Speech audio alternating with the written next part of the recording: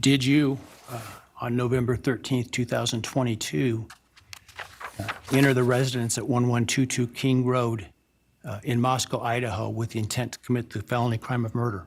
Yes. Did you, on November 13th, 2022, in Latah County, state of Idaho, kill and murder Madison Mogan, a human being? Yes. And did you do that willfully, unlawfully, deliberately, and with premeditation and malice aforethought? Yes. Did you, on or about that same date in Moscow, Idaho, kill and murder Kaylee Gonzalez, a human being? Yes. And did you do that willfully, unlawfully, deliberately, and with premeditation and malice aforethought? Yes. And did you, on that same date in Moscow, Idaho, kill and murder Xana Kernodle, a human being? Yes. And did you do that willfully, unlawfully, deliberately, with premeditation and malice aforethought? Yes.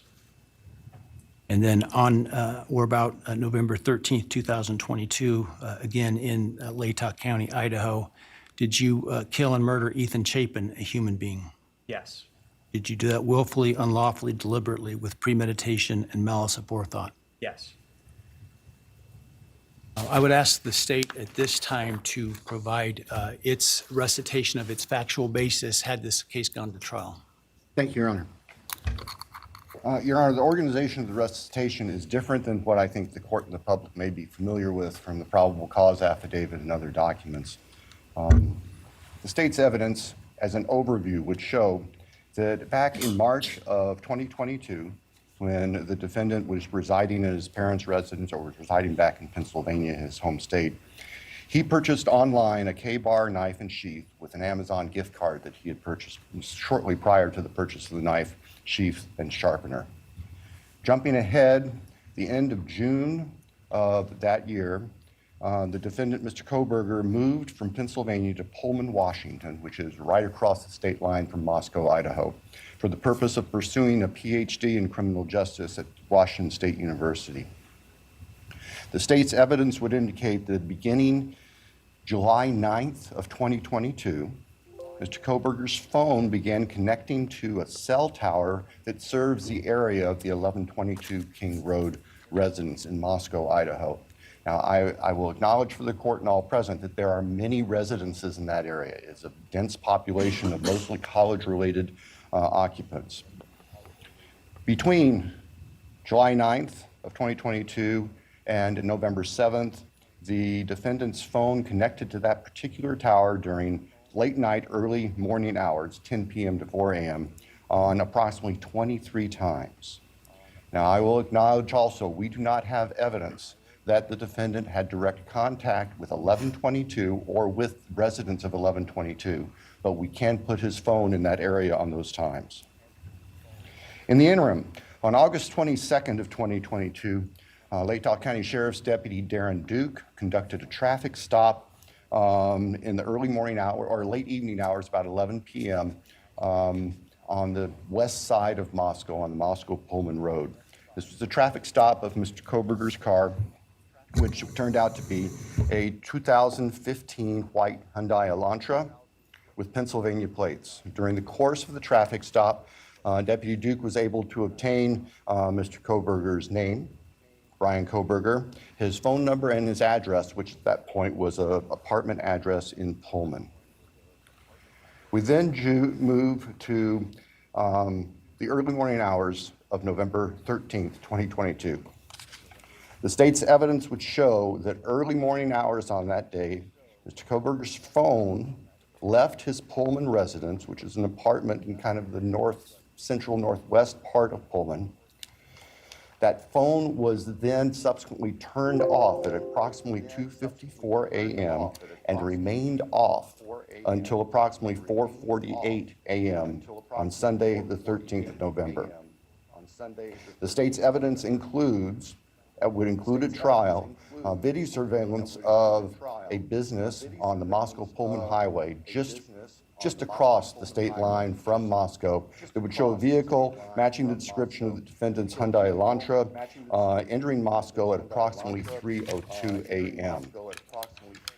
compiled surveillance that the investigators put together from businesses and residents then show the defendant's car, the white Elantra, as I've described, circling the 1122 King Road area, that neighborhood, starting around 3:30 or so in the morning. Comes into the immediate area of 1122 King Road, which is actually on a dead end, and then leaves several times. And approximately 4:05 that morning, the defense car had entered that area, was leaving, stopped at the intersection of King and Queen Road, did a U-turn, and the state's evidence would show that the defendant's car came back and parked behind and above the 1122 King Road residence. The state believes that its evidence would then show that the defendant entered the residence of 1122 through the kitchen sliding door on the back side of the residence, which is the side of the residence that would face the area above where the defendant's car was parked. Defendant entered the residence, went to the third floor, and with a knife, killed Madison Mogen and Kaylee Gonzalez.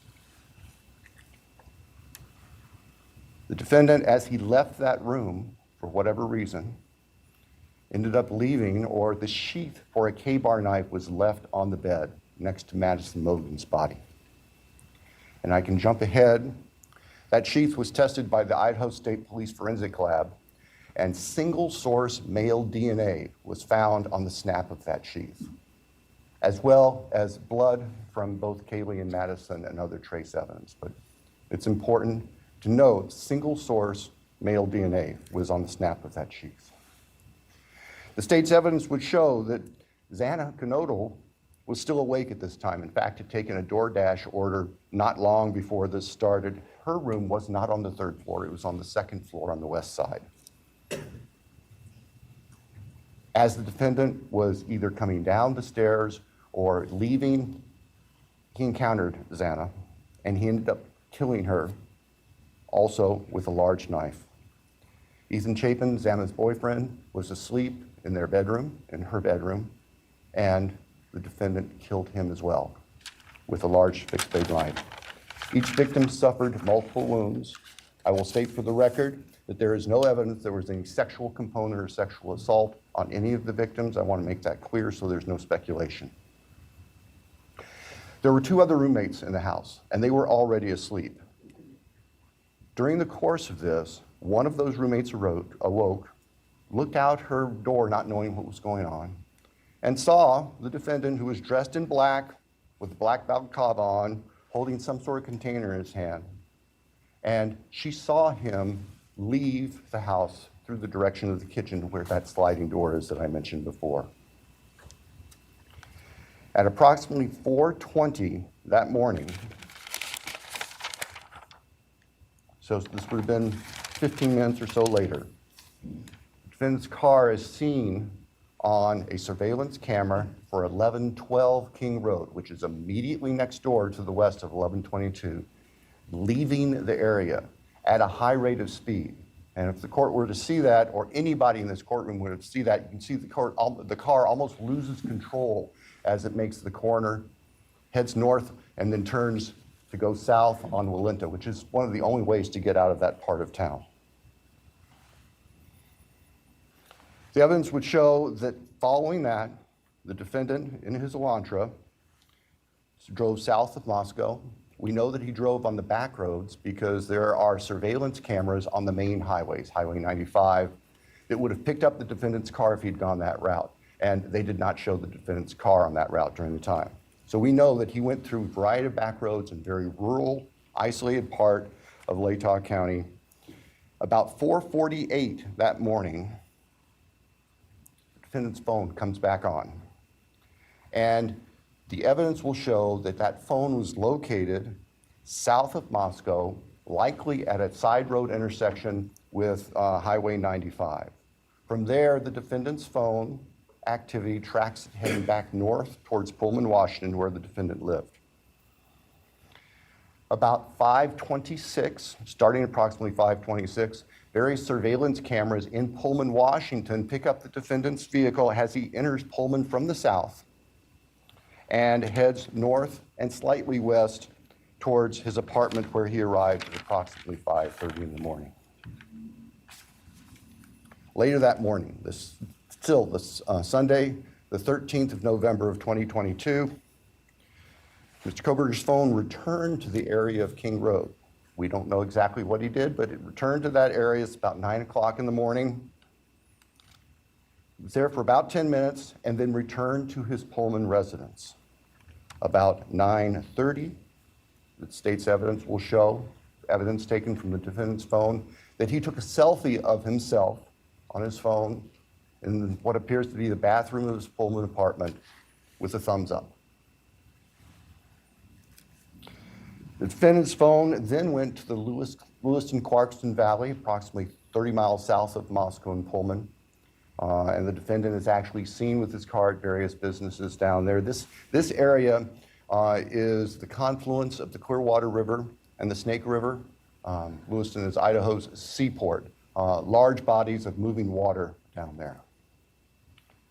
In addition to tracing the defendant's activities, as I've just outlined, on the 13th and leading up to the 13th, the state's evidence will show that following Sunday, November 13th of 2022, business records show that the defendant began searching for a K-bar knife and a K-bar knife sheath, as the state believes, to replace the one that was left at the scene of the murders. The evidence also will suggest that there were at least attempts by the defendant to delete or alter his purchase history on Amazon, where all these transactions had occurred. Later that week, the state's evidence will show that Mr. Kohberger went to what we would call DMV, motor vehicle licensing here in Idaho, in Pullman, to change his car registration from Pennsylvania to Washington.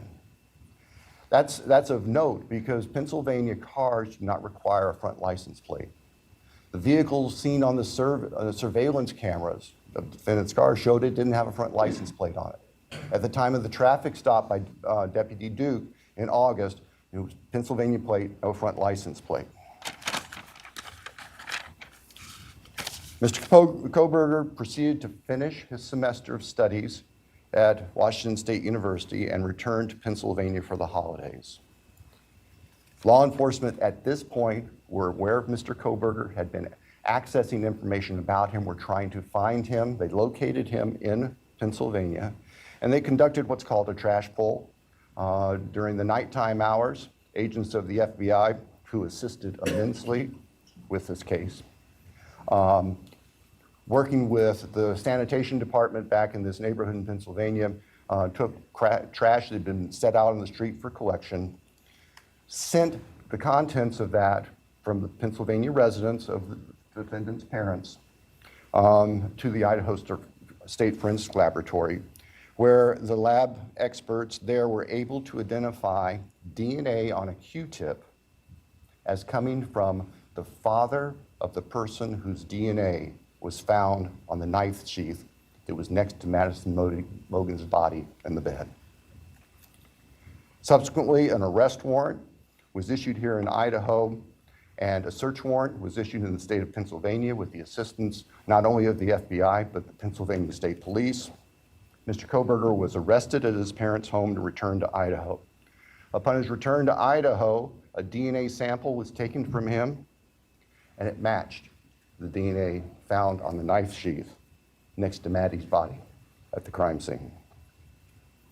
I can tell the court, in public, the weapon itself, the knife, has not yet been recovered. I can tell the court that the defendant's apartment in Pullman was searched, as well as his office. Spartan would be a kind characterization. There was virtually nothing there. Nothing of evidentiary value was found. And of course, we are now talking 6-8 weeks after the time of the killings.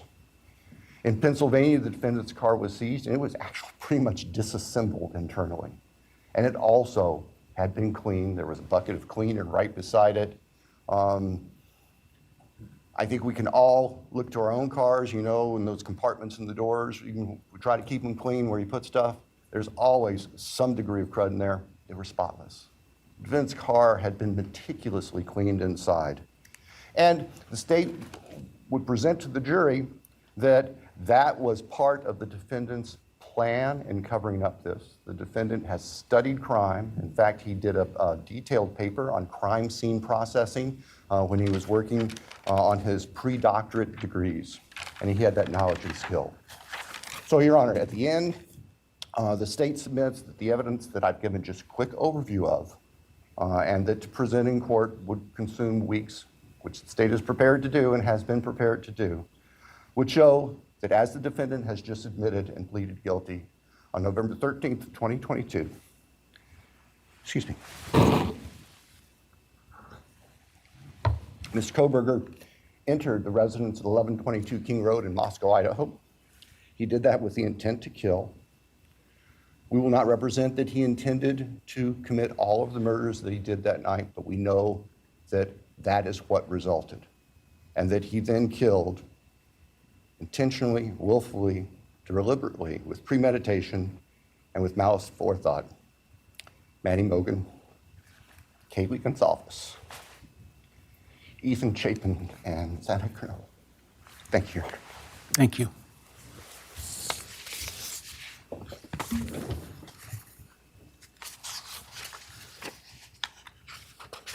All right, based on the state's proffer and importantly, based upon defendant's explicit admission to committing these crimes, the court finds there is a factual basis. Therefore, with respect to count 1, burglary, felony, how do you plead, Mr. Kohberger, guilty or not guilty? Guilty. As to count 2, murder in the first degree as it relates to the murder of Madison Mogen, how do you plead, guilty or not guilty? Guilty. As to count 3, as it relates to murder in the first degree for the murder of Kaylee Gonzalez, how do you plead, guilty or not guilty? Guilty. As to count 4, the first-degree murder of Xana Kernodle, a human being, how do you plead, guilty or not guilty? Guilty. As to count 5, the first-degree murder of Ethan Chapin, a human being, how do you plead, guilty or not guilty? Guilty. Right. The court will find that the defendant understands the nature of the charges and each offense and the possible consequences to him of his guilty plea.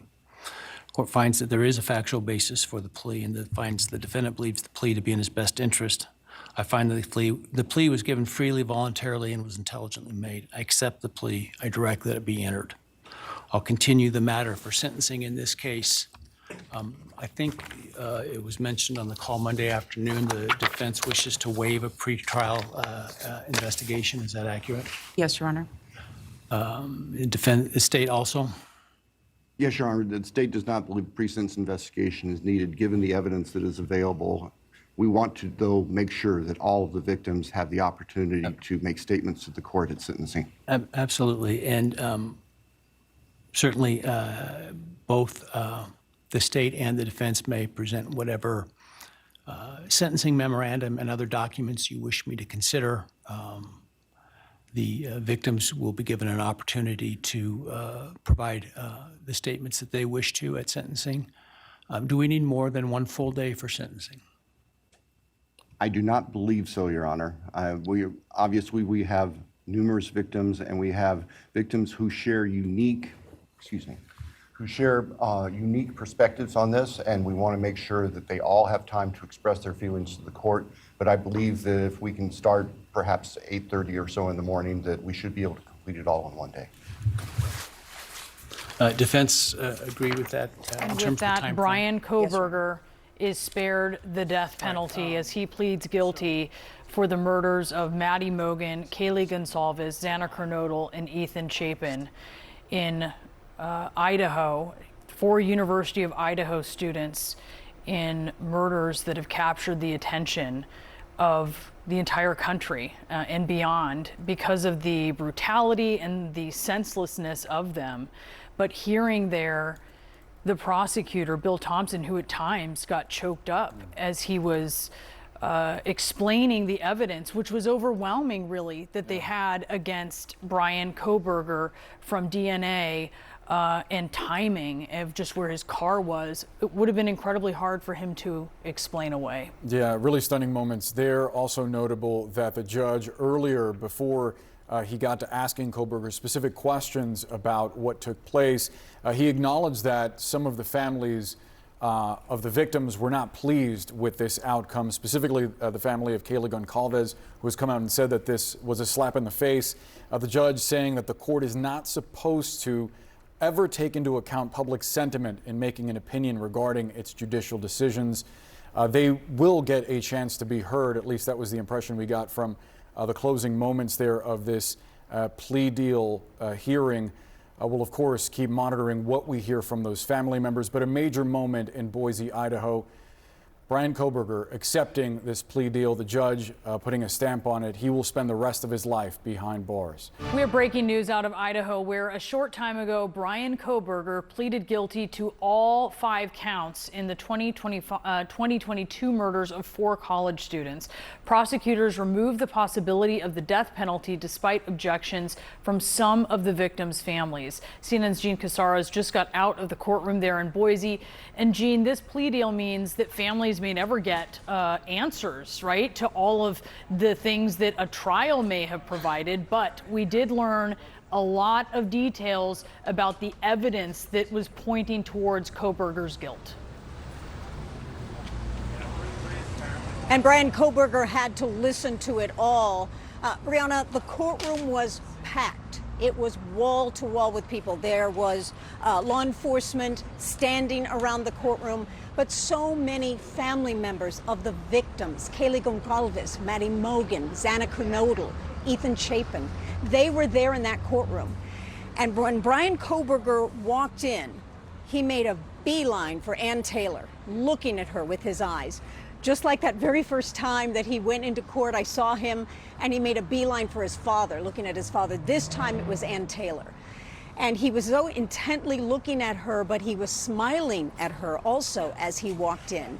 The completely different demeanor of Bryan Kohberger when I first saw him, that first court appearance in Pennsylvania. There was a strength, there was a confidence. He appeared to be ready to do this.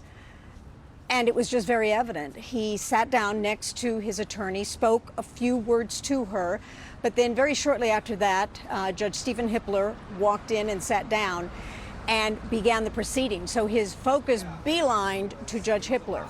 So focused. I mean, he never looked in any other direction but straight on to the judge. When the judge started talking to him directly, not asking him any questions yet, but saying, I am going to ask you questions, I am going to want to see that this was free and voluntarily made, he's like going like this. His head's going up and down. And he was sort of like rolling a little bit. It never happened again. After that, completely stoic. But then he was asked his first question, and he actually stood up and answered it and said, thank you, sat down. And then when he had to take the oath, he stood up, and the judge says, you don't have to stand up. That's very respectful of the court, but you can stay seated. So then the judge started to talk about and ask him these questions. Now, the family members of the victims, they were focused. They were looking at him, but they didn't have expressions on their face. They were just intent. There was one family member who was crying. She was crying softly, but she was crying hard. And she had a Kleenex, and it kept coming, really through the whole proceeding. But Bryan Kohberger was focused on simply the judge. And he started being asked the questions, was this freely and voluntarily made? Yes, it was. But then the pivotal question is asked, did you commit these murders? And he answered yes. So then you want to know more. You want to know why he committed the murders. That question was never answered at all. But the prosecutor then went through really the probable cause affidavit, things that we have almost known from the very beginning.